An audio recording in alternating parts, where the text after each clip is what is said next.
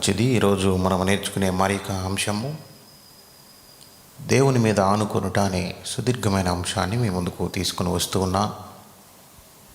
దేవుని మీద ఆనుకొనుట మూలవాక్యముగా దైవ గ్రంథములో నుండి పరమగీతము 8వ అధ్యాయము 5వ వచనము నుండి దేవుని మీద ఆనుకొనుట,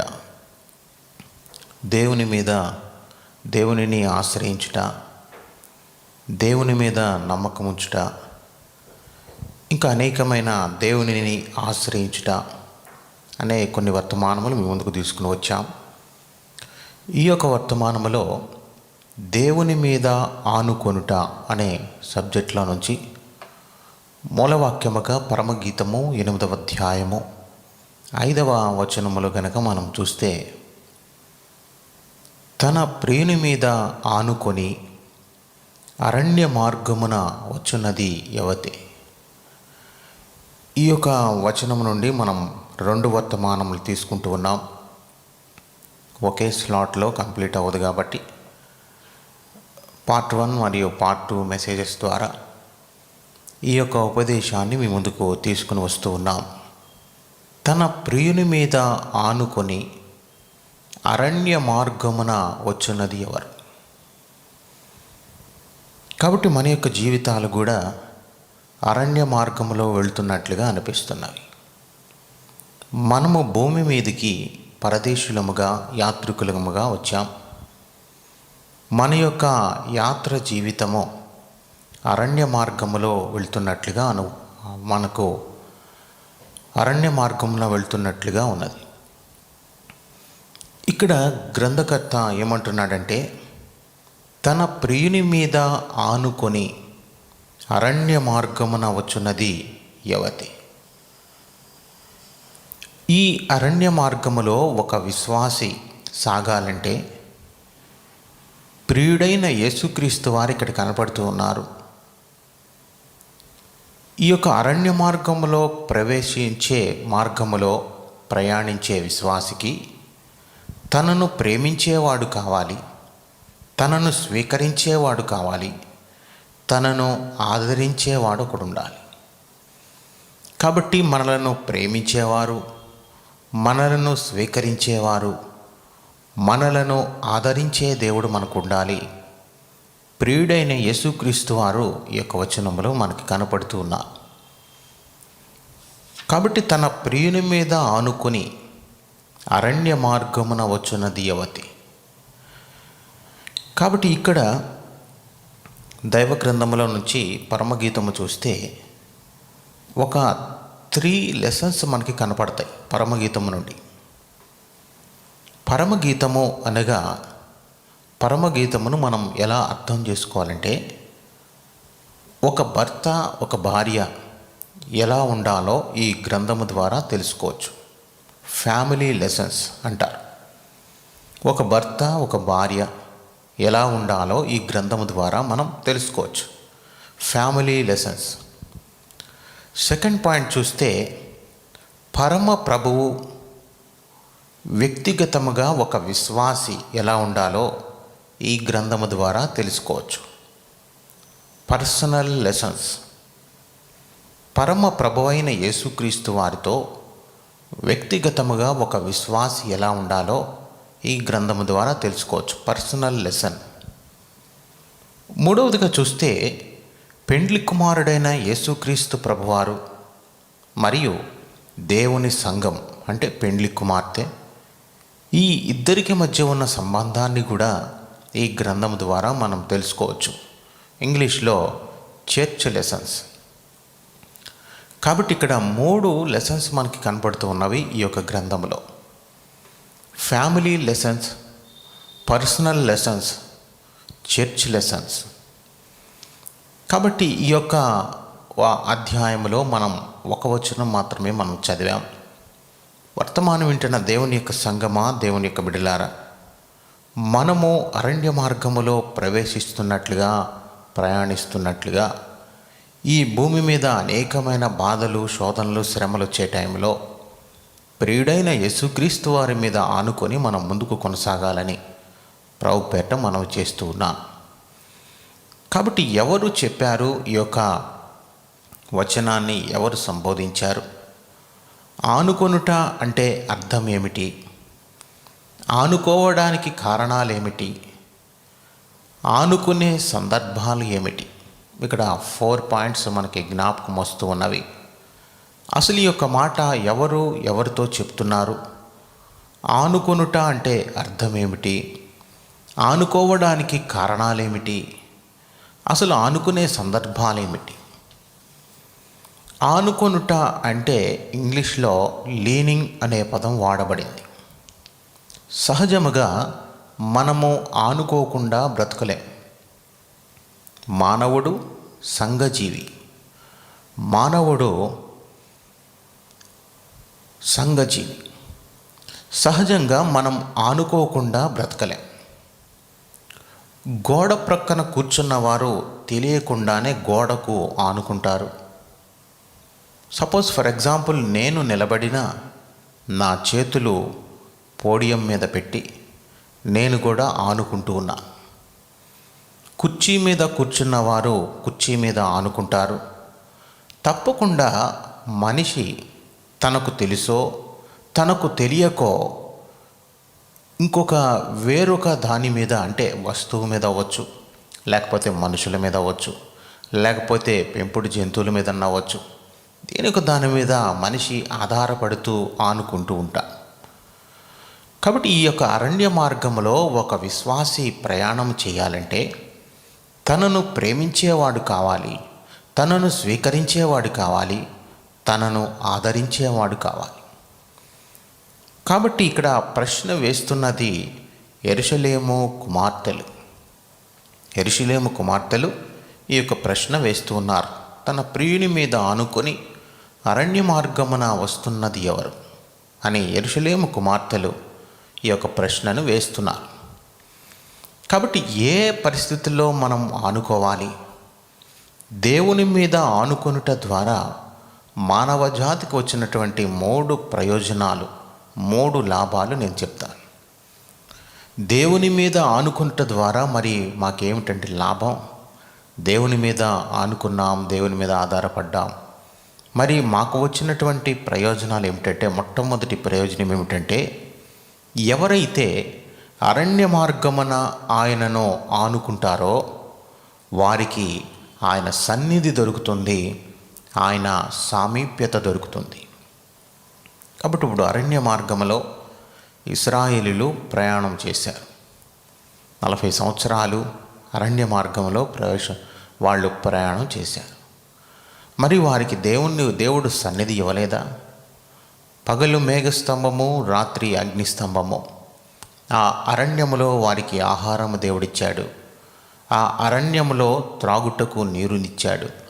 ఆ అరణ్యములో పూరేళ్లను దేవుడిచ్చాడు. ఆయన సన్నిధి వారికి ఉన్నది. అందుకనే మోషే అంటాడు, అయ్యా నీ సన్నిధి మాతో రాని యెడల ఈ యొక్క అరణ్యములోనే మేము ఉంటాం, కనాను దేశానికి మేము వెళ్ళలేం. నీ సన్నిధి ఉండి అరణ్యములోనే మేము ఉంటాం. నీ సన్నిధి ఉంటే, నీ సన్నిధి లేకుండా మేము కనాను దేశం వెళ్ళినా ఉపయోగం లేదు. దేవుని సన్నిధి లేకుండా కనాను దేశానికి వెళ్ళను అంటాడు. దేవుని సన్నిధి ఉంటే అరణ్యమైన మేలే అంట.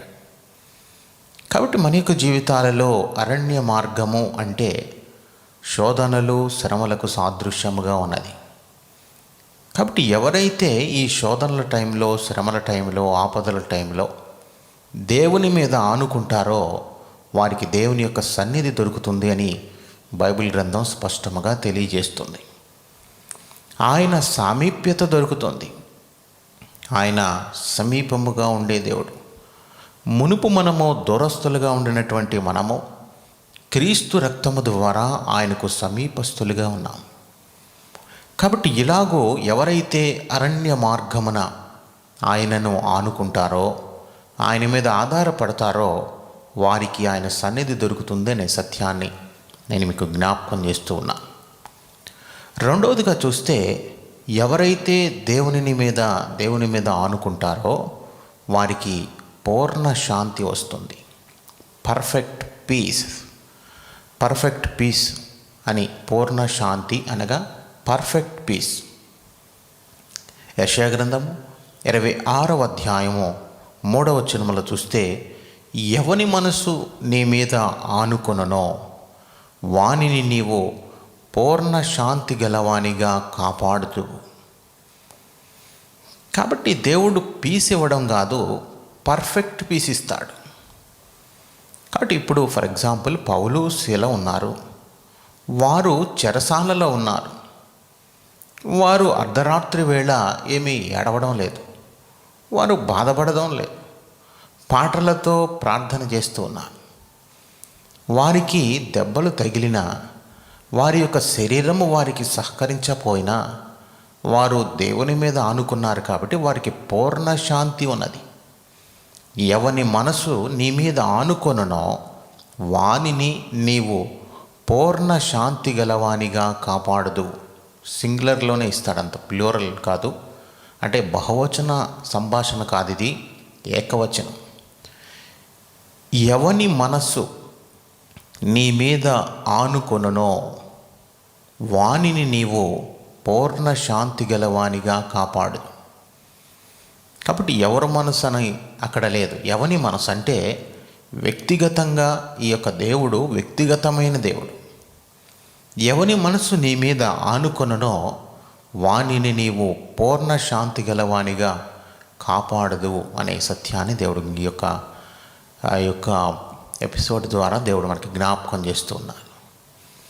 కాబట్టి దేవుని మీద ఆనుకుంట ద్వారా మానవ జాతికి వచ్చినటువంటి మొట్టమొదటి ప్రయోజనం ఏమిటంటే ఆయన సన్నిధి దొరుకుతుంది, ఆయన సామీప్యత దొరుకుతుంది.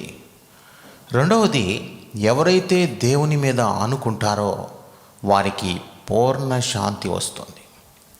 చివరిగా మూడవది, ఎవరైతే దేవుని మీద ఆనుకుంటారో వారికి ప్రత్యక్షత దొరుకుతుంది, రెవల్యూషన్.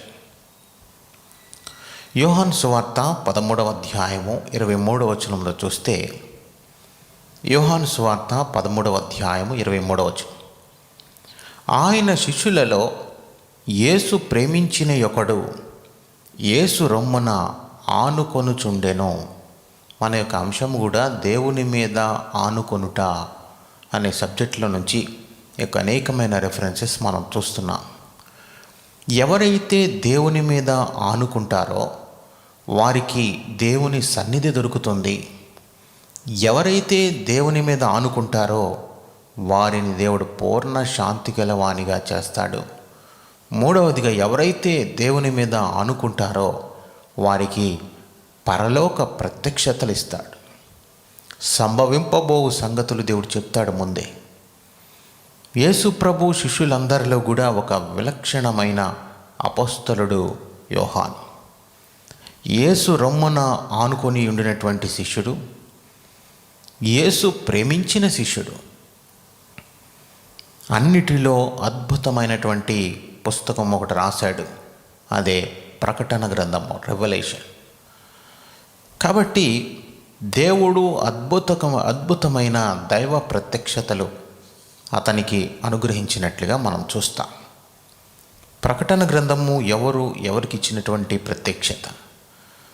కాబట్టి దేవుడు అనేకమైన ప్రత్యక్షతలు యోహాను భక్తునికి దేవుడిచ్చాడు. పద్మాసు ద్వీపంలో పరవశం చెందిన యోహాను భక్తుడు ప్రకటన గ్రంథకర్త, యోహాను సువార్త రాశాడు, మరియు 3 పత్రికలు, మొత్తం 5 బుక్స్ రాసినట్లుగా మనం చూస్తాం జాన్లో. కాబట్టి దేవుని మీద ఆనుకొనుట ద్వారా మానవ జాతికి వచ్చినటువంటి 3 ప్రయోజనాలు ఏమిటంటే, దేవుని సన్నిధి మనకు ఉండాలంటే మనం దేవుని మీద ఆనుకోవాలి. మనకు పూర్ణ శాంతి గలవారుగా మనం భూమి మీద జీవించాలంటే దేవుని మీద ఆనుకోవాలి. పరలోక ప్రత్యక్షతలు, సంభవింపబో సంగతులు, రెవల్యూషన్స్ మనకి రావాలంటే దేవుని మీద మనం ఆనుకోవాలి. ఇప్పుడు సెకండ్ టాపిక్లోనికి మనం వెళ్ళినట్లయితే, ఎందుకు మనుషులు దేవుని మీద ఆనుకొనలేకపోతున్నారు? ఇది కొంచెం ఇంపార్టెంట్ సబ్జెక్ట్. ఎందుకు మనము దేవుని మీద ఆనుకోలేకపోతున్నాం? ఎందుకు మనము దేవునిని ఆశ్రయించటలేదు? ఎందుకు మనం దేవుని మీద ఆధారపడుటలేదు? బైబిల్ గ్రంథంలో 3 సందర్భాలు నేను మీ ముందుకు తీసుకుని వస్తూ ఉన్నాను. ఎందుకు మనుషులు లేక విశ్వాసులు దేవుని మీద ఆనుకొనడం లేదు? ఫస్ట్ పాయింట్ చూస్తే, అపవిత్రత మనలను దేవుని మీద ఆధారపడకుండా ఆనుకొనకుండా చేస్తుంది. ఎప్పుడైతే మన జీవితంలో పాపము ఎంటర్ అవుతుందో, ఎప్పుడైతే మన జీవితంలో దోషము లోపములు ఎంటర్ అవుతాయో, ఎప్పుడైతే మన జీవితంలో అపవిత్రత ఉంటుందో, అప్పుడు మనం దేవుని మీద ఆనుకొనలేం. అపవిత్రత మనలను దేవుని మీద ఆనుకొనకుండా చేస్తుంది. ఫర్ ఎగ్జాంపుల్, బైబిల్ గ్రంథంలో న్యాయాధిపతుల గ్రంథంలో సంసోను కనపడతాడు.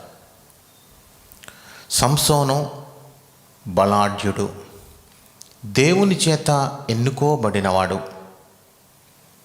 కాబట్టి ఇశ్రాయేలుల పక్షమున దేవుని చేత బలమైన సాధనముగా, బలాఢ్యుడిగా భూమి మీదకి వచ్చాడు. ఎన్నో అద్భుత కార్యాలు అతని ద్వారా దేవుడు చేశాడు. ఎప్పుడైతే అతని జీవితంలో దెలీలా విషయంలో పాపం చేశాడో, వెంటనే అప్పుడు దేవుని మీద ఆనుకొనకుండా ఒక కట్టడం యొక్క స్తంభముల మీద ఆనుకొనవలసిన నెస్సిటీ వచ్చింది. దెలీలా విషయంలో అతను చేసినటువంటి పాపము ద్వారా అతడు ఇంకా దేవుని మీద ఆనుకోవడం లేదు. అతని కళ్ళు ఓడదీయబడ్డాయి. ఒక కట్టడములోనికి తీసుకుని వెళ్ళినప్పుడు ఆ బంటుతో అంటున్నాడు, అయ్యా, నన్ను ఈ యొక్క కట్టడమునకు ఆధారముగా ఉండినటువంటి స్తంభములను నన్ను తడవనిచ్చి విడువమో, నేను వాటి మీద ఆనుకుంటాను అన్నాడు. చక్కగా దేవుని మీద ఆనుకొనినటువంటి వ్యక్తి, ఎన్నో ఆశీర్వాదాలు చూసినటువంటి సంసోను జీవితంలో ఎందుకు ఈ యొక్క పరిస్థితి ఏర్పడిందంటే, దెలీలా విషయంలో ఆయన జీవితంలో పాపము ప్రవేశించింది, అపవిత్రత ప్రవేశించింది. తన యొక్క బలమును పోగొట్టుకున్నాడు. నాజీరు చేయబడినటువంటి వ్యక్తి తన బలమును పోగొట్టుకున్నాడు. Why did the need arise to lean on the pillar of the temple? సంసోను స్తంభం మీద ఆనుకొనవలసిన పరిస్థితి ఎందుకు వచ్చింది? Why did the need arise to lean on the pillar of the temple? ఎందుకు కట్టడం మీద ఆనుకొనవలసి వచ్చింది? ఇదివరకు చక్కగా దేవుని మీద ఆనుకున్నాడు, విజయాలు చూశాడు. ఇప్పుడు ఎందుకో తన స్వంత బలము మీద, తన స్వయం జ్ఞానము మీద, తన తెలివితేటల మీద ఎవరైతే ఆనుకుంటారో వారు ఇంకా దేవుని మీద ఆనుకోరు. ఇంకా స్వంత బలం ఉంది, జ్ఞానం ఉంది, తెలివి ఉంది, వివేచన ఉంది, ఇంకా వారు దేవుని మీద ఏం ఆనుకుంటారు? కాబట్టి మనుషులను నమ్ముకున్నట కంటే యెహోవాను ఆశ్రయించుట మేలు, రాజులను నమ్ముకొనుట కంటే యెహోవాను ఆశ్రయించుట మేలు. కాబట్టి మనకు ఆత్మనిచ్చింది దేవుడు, జీవవాయువు ఇచ్చింది దేవుడు. జీవవాయువు దేవుడు ఇచ్చాడు కాబట్టే మనం చలిస్తున్నాం, మనం భూమి మీద బ్రతకగలుగుతున్నాం, పని చేసుకోగలుగుతున్నాం, దేవుని స్తుతించగలుగుతున్నాం, మనం తింటున్నాం, ఉంటున్నాం, వస్త్రాలు ధరిస్తున్నాం, నడుస్తున్నాం, పని చేస్తున్నాం. మరి దేవుడు జీవవాయువు ఇచ్చిన దేవుణ్ణి మనం సేవించకుండా ఉంటే, జీవవాయువు అనుగ్రహించినటువంటి దేవుని మీద ఆనుకోవాలి. ఎందుకు ఈ యొక్క విశ్వాసులు దేవుని మీద ఆనుకొనడం లేదంటే, అపవిత్రత దేవుని మీద ఆనుకొనకుండా చేస్తుంది. Wrong leaning will lead you some kind of calamity. Leaned on wrong relation, don't lean on the wrong persons అంటాడు ఒక భక్తుడు. కాబట్టి దేవుడు సంసోనును శిక్షించి క్షమించాడు. చాలా జాగ్రత్త మనం అర్థం చేసుకోవాలి. He did not want him to live. ఇంకా సంసోను జీవితము ద్వారా దేవునికి ఇంకా ఎన్నో ప్రణాళికలు ఉండి ఉండవచ్చు. He did not want him to live. ఇంకితన్ని భూమి మీద ఉంచితే నా పని చేయడు. ఇప్పటివరకు నేను చూశాను, దెలీలా విషయంలో అనేకమైన పాపాలు చేస్తున్నాడు, కాబట్టి దేవుడు అనుకుంటున్నాడు, మరి సంసోన్ను ఇంకా మరణశిక్ష విధిద్దామా అని. ఇంత బలాఢ్యుడు, దేవుని చేత ఎన్నో గొప్ప కార్యములు చేసినటువంటి వ్యక్తి, ఆ పవిత్రత దేవుని మీద ఆనుకొనకుండా చేసింది. రెండు రెఫరెన్సెస్ జ్ఞాపకం చేస్తాను. న్యాయాధిపతుల గ్రంథము 16వ అధ్యాయము 26వ వచనం. న్యాయాధిపతుల గ్రంథము 16వ అధ్యాయము 26వ వచనం. సంసోను తన చేతిని పట్టుకునిన బంటుతో ఇట్లనెను, ఈ గుడికి ఆధారముగానున్న స్తంభములను నన్ను తడవనిచ్చి విడువము, నేను వాటి మీద ఆనుకొందును. మన యొక్క టాపిక్ కూడా దేవుని మీద ఆనుకొనుట. ఆ యొక్క పట్టుకునిన వ్యక్తితో సంసోన్ అంటున్నాడు, ఈ యొక్క కట్టడమునకు ఆధారముగానున్న స్తంభములను నన్ను తడవనిచ్చి విడుము. ఇప్పటికే ఇతనికి కళ్ళు పోయినాయి, ఎంతో భయంకరమైనటువంటి స్థితిలో ఉన్నాడు. అయ్యా, నన్ను తడవనిచ్చి అక్కడికి తీసుకుని వెళ్ళండి, నేను వాటి మీద ఆనుకుంటాను. దేవుని మీద ఆనుకోనవలసిన వ్యక్తి ఇప్పుడు ఒక కట్టడం మీద ఆనుకుంటున్నాడు. న్యాయాధిపతుల గ్రంథము 16:30లో చూస్తే, నేనును ఫిలిస్తీయులను చనిపోదుముగా కాని చెప్పి బలముతో వంగినప్పుడు గుడి ఆ సర్దారుల మీదను దానిలో ఉన్న జనులందరి మీదను పడెను. మరణకాలమున అతడు చంపిన వారి శవముల లెక్క జీవితకాలం ముందు అతడు చంపిన వారి లెక్క కంటే ఎక్కువ ఆయను. కాబట్టి మనకు ఈ యొక్క సంఘటన ద్వారా మనకి ఏం అర్థమవుతుందంటే, మనలో ఉండినటువంటి పాపము దేవుని మీద ఆనుకొనకుండా చేస్తుంది. కాబట్టి మన యొక్క జీవితాల్లో కూడా రక్షించబడిన మనము, పరిశుద్ధముగా జీవించడానికి తీర్మానం తీసుకుంటున్నటువంటి మనము పాపము విషయంలో ఒకడు జాగ్రత్త కలిగి ఉండాలి. దేవుని దృష్టిలో మనం చేసే పనులు ఎలా ఉన్నాయి అనే సత్యం మనం తెలుసుకుని ముందుకు కొనసాగాలని ప్రభుపేట మనం చేస్తున్నాం. దేవుడు సంసోనును శిక్షించి క్షమించాడు. ఇక్కడ 2 విషయాలు నేను వాడాను.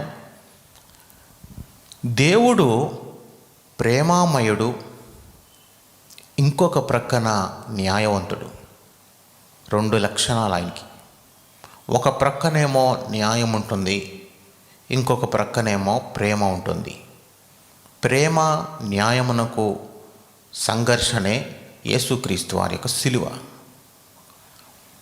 కాబట్టి ఆయన న్యాయం ఏం చెప్తుందంటే, పాపమునకు వచ్చు జీతము మరణం. అంటే పాపము చేసిన వ్యక్తిని మరణానికి అప్పగించాలి అని న్యాయం చెప్తుంది, దేవుని యొక్క న్యాయం. కాబట్టి పాపమునకు వచ్చు జీతము మరణం. దురాశ గర్భము ధరించి పాపమును కనగా పాపము పరిపక్వమై మరణమును కను.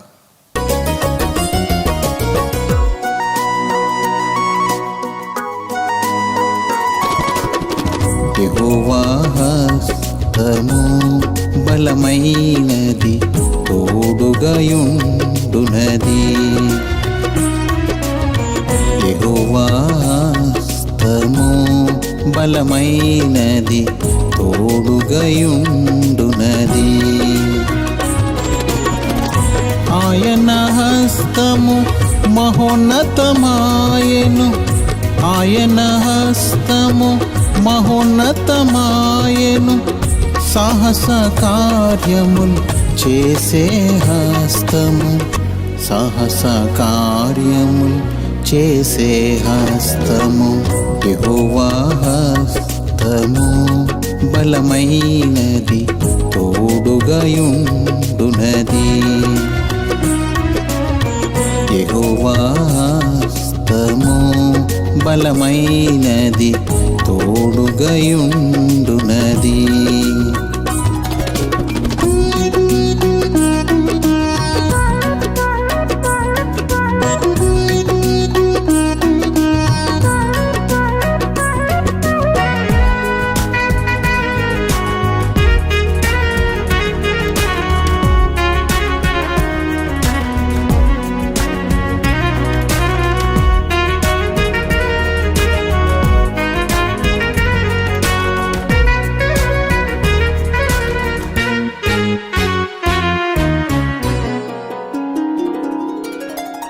దేవుని హస్తము యజ్రాకునకు, దేవుని హస్తము యజ్రాకునకు తోడుగయుండెను ప్రతి సమయమునందు, తోడుగయుండెను ప్రతి సమయమునందు.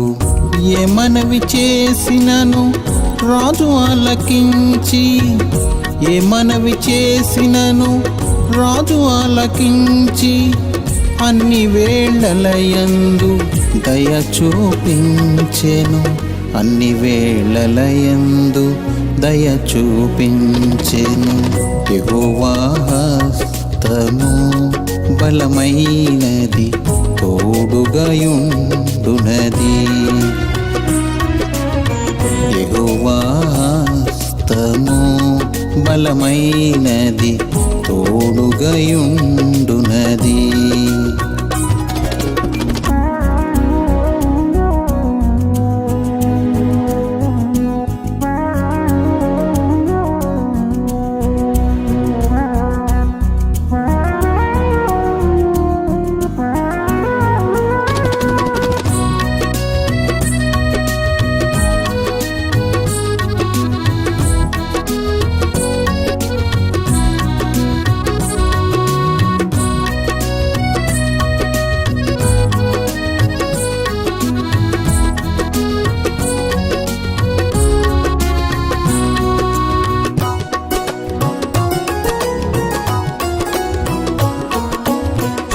దేవుని హస్తము ఇశ్రాయేలు ప్రజలకు, దేవుని హస్తము ఇశ్రాయేలు ప్రజలకు తోడుగయుండెను కష్టకాలమునందు, తోడుగయుండెను కష్టకాలమునందు.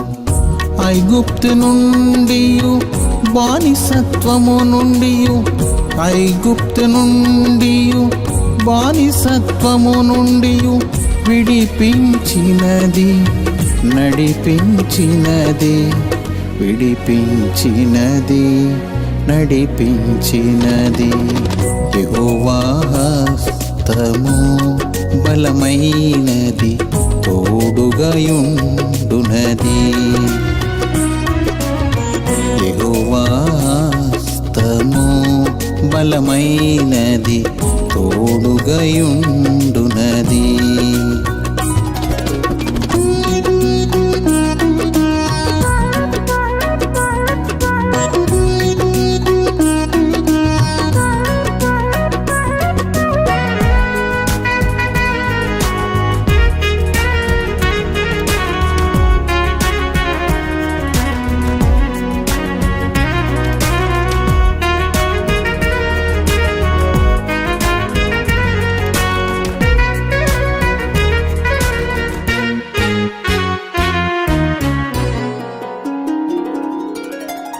దేవుని హస్తము బలహీనులకు, దేవుని హస్తము బలహీనులకు తోడుగయుండెను కృంగిన సమయములో, తోడుగయుండెను కృంగిన సమయములో.